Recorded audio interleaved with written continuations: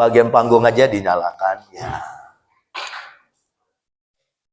Oke, shalom Bapak Ibu Saudaraku, selamat pagi buat semuanya. Good morning saudaraku, puji Tuhan.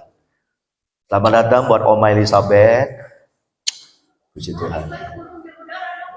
Oh, mau nyanyi lagu Burung di Udara? Nanti aja setelah firman Tuhan ya. Oke, kita tos, puji Tuhan. Baik. Luar biasa kalau kita pagi ini masih bisa hadir dan kita boleh menikmati berkat dan kasih dari Tuhan. Kristi sama Mike sudah diperkenalkan kemarin? Oh, sudah diperkenalkan? Sudah diperkenalkan? Oh, belum. Oke. Please, aduh, ini tadi sudah ada di pikiran, tiba-tiba hilang saudaraku bahasanya ya, kayak. Please stand up, Mike and Christy, and we can clap hand for. Kita sambut ya, enggak? Kita sambut. Stay.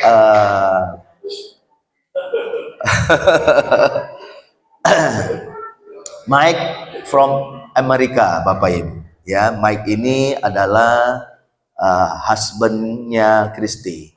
Ya, mereka sudah kenal 7 years, 7 tahun. Yes, 7 years, dan mereka sudah bertunangan ya. Dan 1 minggu yang lalu, 1 week ago, saya yang mendoakan, saya memberkati, meneguhkan pernikahan mereka. Ya, jadi welcome Mike.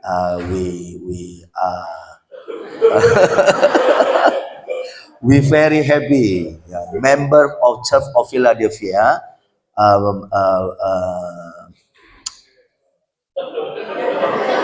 Very happy. Menyambut apa? To welcome you and your wife.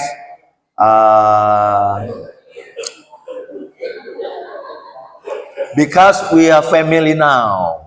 Ya. Oke, kita berikan tepuk tangan sekali lagi Mike. Namanya adalah Mike.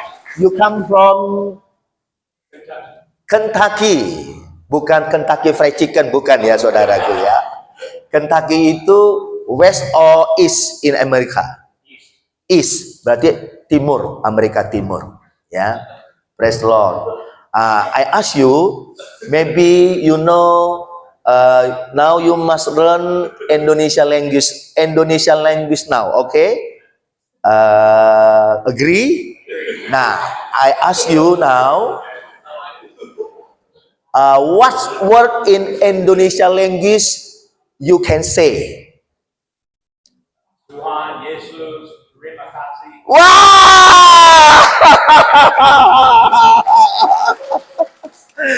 Wonderful, amazing. Tuhan Yesus, terima kasih. Jadi Kristi mesti banyak ajarkan Mike bahasa Indonesia. Oke, kita beri tepuk tangan sekali lagi untuk Tuhan. Please sit down. Haleluya, haleluya. Puji Tuhan. Ya, jadi Mike sama Kristi saya sudah teguhkan pernikahannya dan sekarang mereka sudah berkeluarga dan kita doakan apa yang menjadi planning Mike selama di Indonesia setelah dia berumah tangga dengan Kristi, kita dukung doa, kita support dalam doa supaya Tuhan buka jalan, Tuhan memberkati. Ya, puji Tuhan. Ya, saya tanya Kristi waktu itu, Kristi, kenapa kamu pilih orang bule? Dia bilang orang bule beda dari yang lain. Wow, ya. Haleluya. Pak Yopi, mau cari orang bule?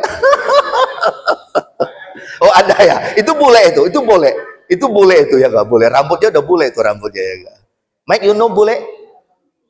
Hah? You know? Oke, alright ya. Kita akan masuk dalam firman Allah. Nah, saudara yang sangat dikasih oleh Tuhan, ya enggak.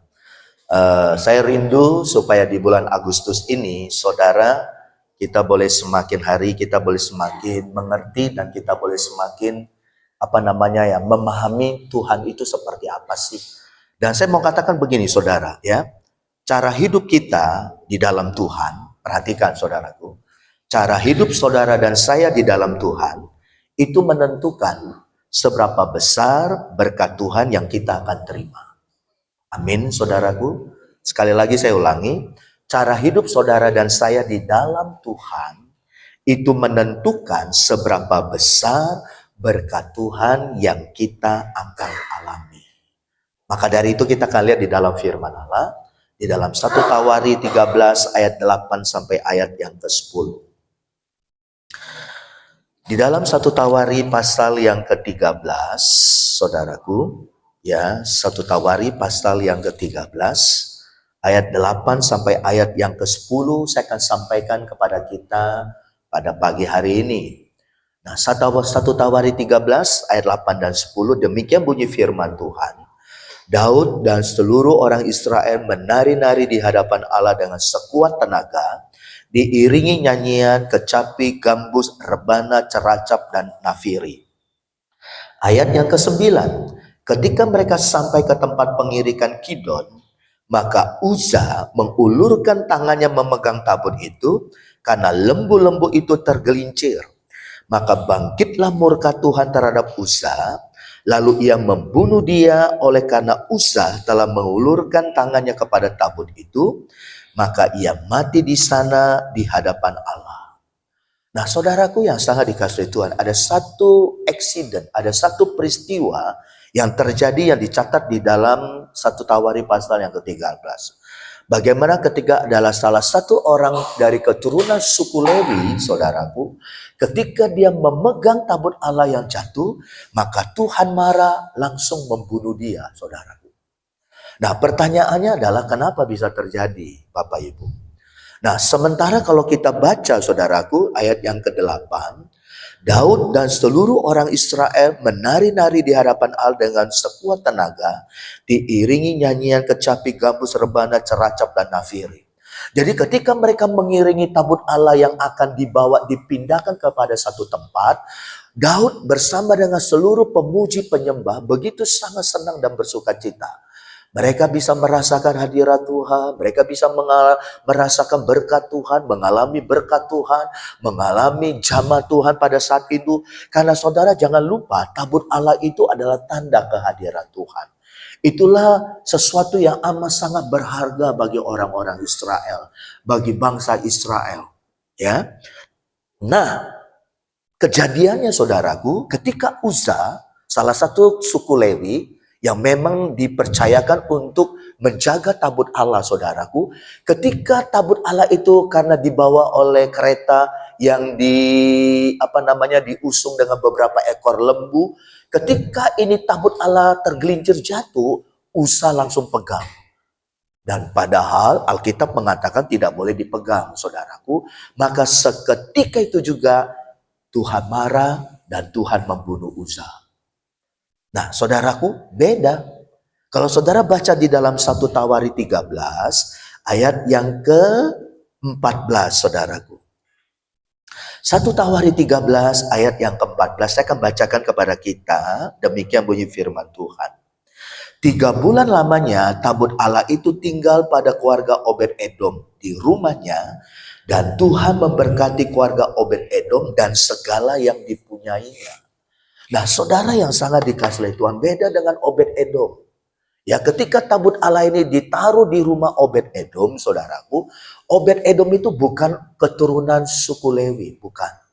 Saudara, dia orang Edom, orang asing, saudaraku. Dia bukan orang Israel, dia orang asing. Ya enggak. Tapi kenapa, saudaraku, Alkitab mengatakan selama tabut Allah itu tinggal di rumah Obed-Edom, saudaraku, rumahnya diberkati oleh Tuhan. Keluarganya pun juga turut diberkati oleh Tuhan. Bahkan segala yang dipunyainya, Tuhan buat itu bertambah-tambah, terjadi yang namanya multiplikasi pelipat gandaan. Nah saudaraku, bukankah ini yang kita rindukan? Bukankah ini yang kita harapkan terjadi dalam kehidupan saudara dan saya? Saudaraku, beda. Makanya saya mau sampaikan kepada kita pada pagi hari ini. Ya, di ibadah perjamuan kudus Holy Communion di bulan Agustus ini, saudaraku. Ya, ada satu perbedaan yang sangat antara langit dan bumi. Kalau Uza, saudaraku, kenapa kok dibunuh sama Tuhan? Sementara Obed Edom kok diberkati oleh Tuhan. Wow, saudara. Waktu saya baca, saya renungkan firman Tuhan ini. Oh, saya mengerti Bapak Ibu.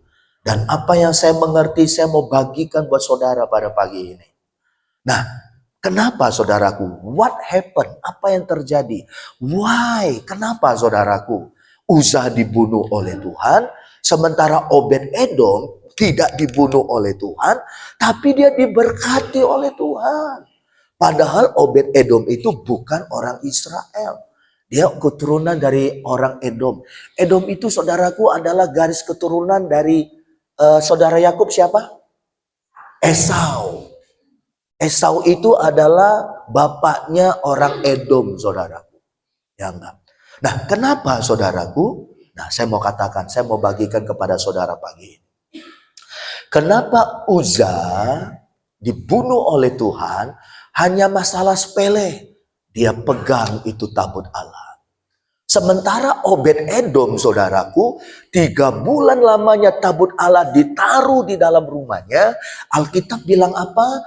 Tuhan memberkati Obed Edom, keluarga Obed Edom di rumahnya, dan Tuhan memberkati keluarga Obed Edom dan segala yang dipunyainya. Rindukah saudara? Di bulan Agustus ini Tuhan memberkati saudara kita semua. Amin, saudaraku. Nah, kembali kepada yang saya sampaikan kepada kita pada pagi ini. Why? Kenapa? What happened? Apa yang terjadi? Baik dalam diri Uzza maupun kenapa sampai Obed Edom. Kita mau tahu rahasianya. Why? The secret, apa rahasianya? Obed Edom kok bisa diberkati oleh Tuhan? Nah, simple saudaraku. Waktu saya baca, saya renungkan ini firman Allah. Ternyata saudaraku, kenapa Uzza dibunuh oleh Tuhan? Karena Uzza itu saudaraku, salah satu penyebabnya, dia tidak menghormati, dia tidak menghargai, bahkan tidak ada rasa takut dan hormat dan kagum akan tabut Allah. Mungkin begini saudaraku, saya mau sampaikan begini. Mungkin karena dia adalah orang Lewi yang ditugaskan untuk menjaga dan mungkin untuk apa namanya ya menjagalah kalau perkataan yang paling tepat saudaraku.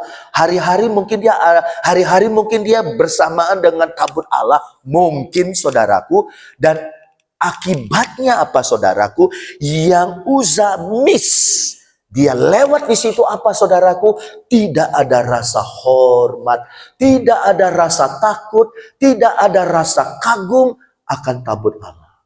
Ibarat kata seenaknya aja saudaraku. Seenaknya aja. Karena mungkin tabut Allah hari-hari bersama dengan orang-orang Lewi. Mungkin dia juga mungkin ada salah satu dari imam-imam saudaraku. Karena tidak ada rasa hormat, tidak ada rasa takut saudaraku. Padahal tabut Allah itu adalah tanda kehadiran Tuhan. Dan ketika tabut Allah itu tergelincir mau jatuh, dengan entengnya saudaraku, ya dengan seenaknya, dia main pegang aja saudaraku. Sehingga Tuhan marah. Mungkin saudaraku, Tuhan sudah marah sama Uzza sebelum peristiwa dia pegang ketika tabut Allah itu yang sedang diangkut oleh lembu ketika tergelincir. Mungkin Tuhan sudah marah. Tapi karena mungkin Uzza tidak memperbaiki dirinya saudaraku, sehingga sesuatu yang fatal terjadi terhadap Uzza. Beda dengan Obed Edom. Kenapa sampai 3 bulan tabut Allah ditaruh di rumah Obed Edom? Tuhan memberkati keluarga Obed Edom dan segala yang dipunyainya. Beda. Kenapa saya katakan beda, saudaraku? Saya punya kesimpulan begini, saudaraku. Ternyata Obed-Edom, saudaraku, walaupun dia bukan orang Israel, dia adalah keturunan dari Edom, saudaraku, tapi dia punya rasa hormat, dia punya rasa takut, dia punya rasa kagum, dia punya rasa apa namanya ya? Apa itu namanya, saudaraku ya? Penghargaan yang besar terhadap tabut Allah. Mungkin untuk mendekatkan saja diri ke tabut Allah, dia nggak berani. Ya, karena dia sadar tabut Allah ini bukan sembarang tabut Allah. Itu adalah tanda kehadiran Tuhan. Itu adalah tanda pengurapan Tuhan. Itu adalah tanda kedaulatan Tuhan. Di mana ada tabut Allah, tabut perjanjian, di situ Tuhan ada. Beda, saudara. Makanya tadi saya sampaikan kepada kita pagi hari ini. Kembali kepada topik tema yang saya akan mau bagikan kepada saudara. Cara hidup saudara dan saya di dalam Tuhan, itu menentukan seberapa besar berkat Tuhan yang kita akan alami. Bagaimana dengan kita, anak-anak Tuhan? Warga besar Philadelphia. Cara saudara memperlakukan Tuhan di dalam hidup kita, saudaraku. Apakah ada rasa hormat? Apakah ada rasa kagum? Apakah ada rasa yang namanya Tuhan, Engkau terlalu besar, siapakah aku ini? Makanya Daud bilang apa? Siapakah aku ini, Tuhan? Merasa humble, merasa nggak ada apa-apanya. Saya bisa melihat Bapak Ibu, cara saudara menghargai urapan dari Tuhan, cara saudara menghargai hadirat Tuhan, cara saudara menghargai yang namanya kebesaran Tuhan, saudaraku. Itu yang menentukan seberapa besar berkat Tuhan yang kita akan terima, yang kita akan alami, saudara. Makanya tidak sedikit, berapa banyak anak Tuhan orang Kristen yang tidak mengerti. Akhirnya apa yang terjadi? Mereka tidak pernah mengalami berkat Tuhan yang dahsyat. Mereka tidak pernah mengalami terobosan dalam hidupnya. Mereka tidak pernah mengalami yang namanya berkat Tuhan double porsi. Tanpa mereka sadari, mereka sudah terbunuh. Apa yang terbunuh? Mungkin yang terbunuh adalah apa, saudaraku? Yang terbunuh mungkin adalah karunianya, talentanya, imannya mungkin, saudaraku. Ibarat kata kita seperti pohon yang bonsai, yang tidak pernah bisa bertumbuh. Kita nggak pernah maksimal dalam pengiringan kita kepada Tuhan. Kenapa? Karena nggak ada rasa kagum hormat kita akan Tuhan. Kita anggap Tuhan itu hanya sekedar numpang lewat, sepele. Contohnya begini Bapak Ibu, gereja nggak ke gereja sama aja. Kalau sampai ini terjadi dalam pikiran saudara dan saya, berarti tanpa kita sadari, kita nggak lagi menghormati, menghargai yang namanya tabut Allah. Beda dengan Obed-Edom. Dia merasa nggak layak. Siapakah aku ini, Tuhan? Dia tahu kebesaran Tuhan. Dia tahu Tuhan semesta alam nggak mungkin ibarat kata tinggal di dalam rumahnya. Tapi Bapak Ibu, ketika tabut Allah dititipkan ke dalam rumahnya, dia hargai, dia hormati. Ada rasa takut, rasa kagum yang besar, hormat yang besar akan tanda kehadiran Tuhan. Hati yang tulus. Orang-orang seperti itulah yang akan dipilih oleh Tuhan, dan Tuhan akan percayakan berkat-berkatnya yang dahsyat. Yang firman Allah bilang apa? Apa yang gak pernah engkau lihat, apa yang pernah engkau dengar, itu yang Tuhan akan sediakan bagi engkau, bagi kita. Kita berikan tepuk tangan buat Tuhan pada pagi hari ini. Mari saudaraku, saya ajak saudara pagi hari ini. Makanya saudaraku, kita harus peka. Peka itu maksudnya apa saudaraku? Kita harus tahu, mengerti betul. Ketika Tuhan melawat, ketika kita rasakan hadirat Tuhan, ketika kita rasakan pengurapannya, ketika kita rasakan, saudaraku, dan kita lihat, kita alami tanda kehadiran Tuhan, dan hidup saudara hari-hari dengan Tuhan. Bagaimana saudara memperlakukan Tuhan? Tuhan itu bukan pembantu Bapak Ibu. Kenapa saya katakan?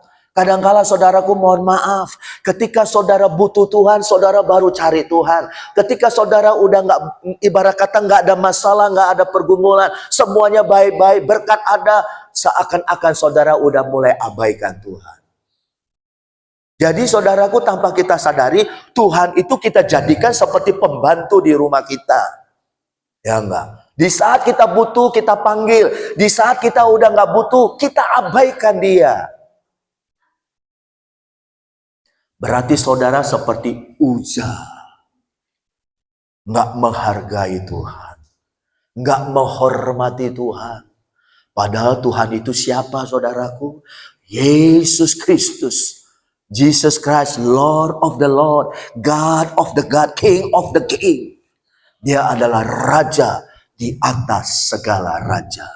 Untuk membuka tali kasutnya pun, Yohanes Pembaptis berkata, John the Baptist say, aku nggak layak.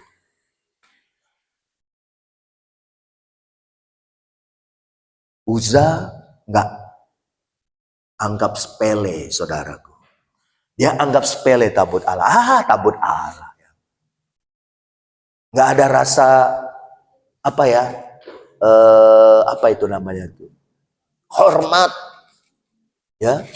Biasanya kalau Bapak Ibu ketemu orang petinggi-petinggi, kita kan ada rasa takut ya, ada rasa segan ya.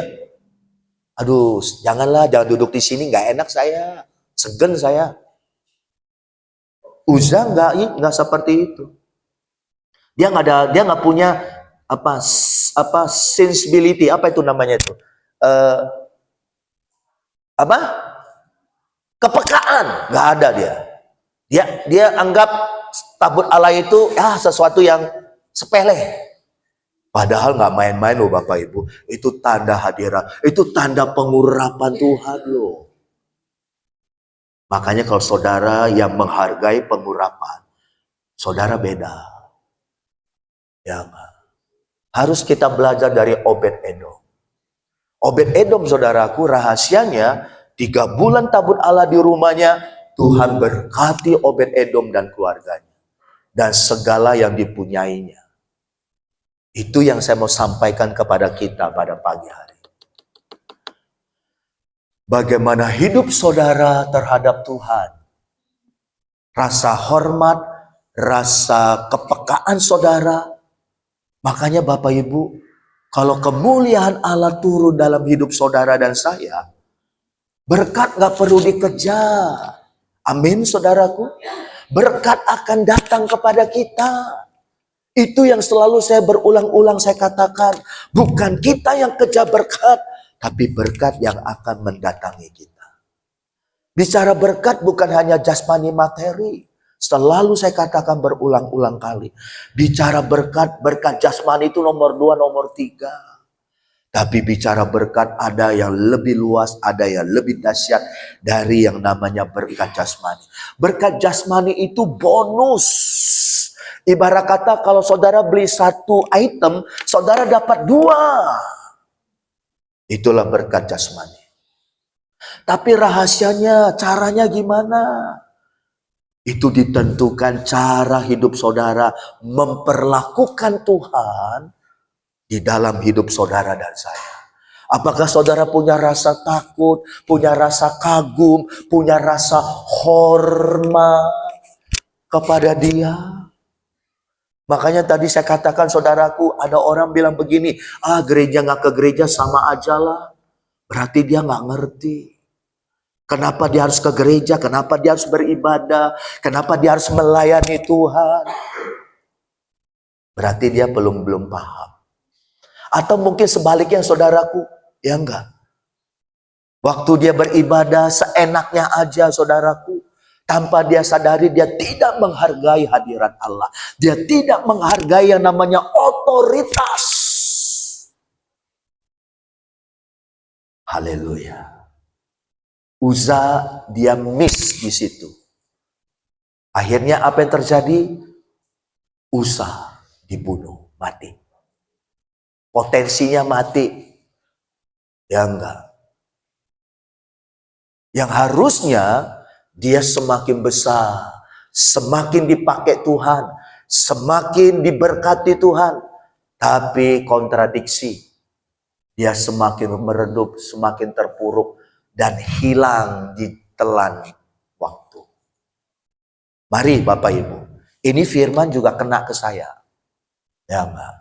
Makanya ayo, supaya saudara mengerti dan memahami cara saudara memperlakukan Tuhan dalam hidup hari-hari. Firman Allah sudah bilang itu dosa. Tapi kita bilang enggak, itu enggak dosa. Sama kan Bapak Ibu? Ya enggak. Ketika kita bilang sama anak kita, nak jangan dipegang, jangan dimakan. Itu kotoran. Kita bilang enggak ma, enggak pak. Itu coklat. Nah itu kotoran, itu jangan dipegang. Lalu kita bilang enggak, ini coklat ma. Udah jelas-jelas itu kotoran. Tapi kita pegang. Ya enggak. Bapak Ibu yang saya kasih di dalam Tuhan. Dengar baik-baik. Ya enggak. Jangan sampai peristiwa Uza itu terjadi dalam hidup kita. Akhirnya apa yang terjadi? Kita enggak maksimal. Kita enggak pernah ngalami pelipat gandaan. Kita kejar berkat setengah mati saudaraku. Bahkan yang kita bawa pulang juga enggak cukup. Akhirnya apa yang terjadi? Ya, kita kerja banting tulang, tulang dibanting-banting, saudaraku. Ya enggak? Tapi beda. Obed Edom, haleluya. Bayangkan saudaraku, 3 bulan. 3 bulan itu waktunya lama enggak sih? Enggak. Tapi selama 3 bulan itu, Tuhan berkati Obed Edom dan segala yang dipunyai. Kenapa? Karena dia tahu akan hadirat Tuhan. Dia tahu memperlakukan Tuhan di dalam hidupnya. Ada rasa hormat, ada rasa takut, ada rasa segan, saudaraku. Dan hidupnya berubah beda. Mari, saudaraku. Saya rindu di bulan Agustus ini. Ya. Siapa yang rindu diberkati oleh Tuhan? Angkat tangan. Wow, haleluya. Kita belajar dari Obed Edom. Amin, saudaraku. Amin. Ya enggak. Belajar yang namanya otoritas. Ya, ibarat kata kita enggak bisa seenaknya, saudaraku. Anggap enteng, anggap remeh. Saudara, hadirat Allah, kuasa Allah, pengurapan Allah. Makanya Bapak Ibu, kalau saudara kadangkala ya, ini satu pengalaman. Ketika saudara tahu orang itu diurapi oleh Tuhan, saudara memperlakukan orang itu seenaknya. Perhatikan Bapak Ibu, saudara ibarat kata membuli dia, saudara mungkin memfitnah dia, saudara mungkin menyebarkan berita yang hoax tentang dia. Hati-hati Bapak Ibu. Jangan-jangan nanti saudara berurusan dengan Tuhan. Saudara nggak menghargai urapan Tuhan dalam diri orang itu. Ya enggak. Bukan berarti orang itu kita harus dewakan, tidak. Ya enggak. Tapi kita hargai, kita hormati. Ya, ibarat kata begini, orang yang dipakai oleh Tuhan. Makanya Daud ketika dia disuruh untuk bunuh Saul, Daud gak berani. Walaupun Saul udah jatuh dalam dosa. Daud bilang apa? Aku gak berani. Karena ini orang yang diurapi, yang mungkin dulu pernah diurapi oleh Tuhan. Aku gak berani. Jangan lewat tanganku, mungkin lewat tangan yang lain aja. Istilah kata seperti itu. Jadi Daud itu satu pribadi yang mengerti betul Bapak Ibu yang namanya otoritas Tuhan. Maka dia nggak berani, saudaraku. Padahal pengawalnya bilang, Tuanku, sekali tusuk mati Saul. Daud bilang apa? Jangan. Kita harus menghormati, menghargai. Karena dia adalah orang yang pernah dipilih oleh Tuhan untuk menjadi raja. Itu Daud benar, Bapak Ibu. Ya enggak. Kadang-kala kita nggak peka di situ, saudara. Ya enggak. Makanya kita belajar kalau ada hamba Tuhan yang jatuh dalam dosa, jangan langsung saudara menghakimi dia. Ya enggak. Penghakiman itu bukan di tangan kita. Penghakiman itu ada di tangan Tuhan. Amin, saudaraku. Yang kita lakukan apa? Mendoakan dia. Bukan menjadi alat kepanjangan tangan setan untuk menceritakan kesalahan orang tersebut. Saudaraku, makanya berita yang paling cepat adalah ketika anak Tuhan jatuh dalam dosa. Saat ini juga terjadi, dalam hitungan detik udah ketahuan sampai ke Surabaya, saudaraku ya. Jangan. Saudara harus belajar yang namanya otoritas, menghargai urapan, menghargai kemuliaan Tuhan. Jangan. Oleh sebab itu, saudaraku, Uza anggap enteng, Uza anggap sepele. Mungkin dia melihat tabut Allah. Ya udah hari-hari bersama dengan tabut Allah. Nggak ada respect, rasa hormat sekalipun terhadap tanda kehadiran Tuhan. Amin, saudaraku. Ya enggak. Haleluya. Saya berdoa pagi ini supaya kita semua jemaat Philadelphia, kita seperti Obed Edom. Ketika tabut Allah ada di rumah kita, maka Tuhan berkenan, Tuhan melepaskan, mempercayakan berkat-Nya berlipat kali ganda untuk saudara dan saya. Saudara nggak usah khawatir. Makan, minum, pakai. Tuhan bilang apa? Burung di udara Tuhan pelihara. Bunga di padang Tuhan hiasi. Apatah lagi kita orang-orang yang mau mencari Tuhan. Amin, saudaraku. Amin. Hari-hari, saudara, kita jadi orang Kristen bukan hanya di hari Minggu. To be a Christian, Mike, not only in Sunday, but to be a Christian person much from Monday until Monday. Betul nggak kira-kira bahasa Inggris saya? Tolong diterjemahkan Bapak Ibu ya. Kalau masih belepotan, tolong ya mohon dimaafkan lah ya. Lidah ini, saudara. Mike, you understand what mean? Oke, ya kalau nggak ngerti ya udah ikutin aja lah Mike lah, ya udahlah. Kalau nggak tanya Kristi aja lah, ya.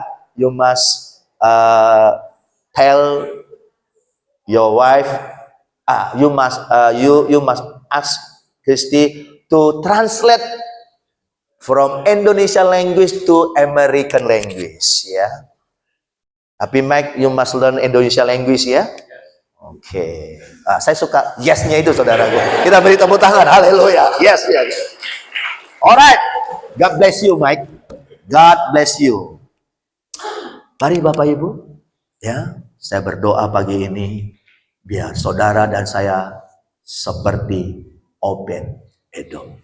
Hargai, hormati urapan Tuhan, kemuliaan Tuhan, tanda kehadiran Tuhan dalam hidup saudara.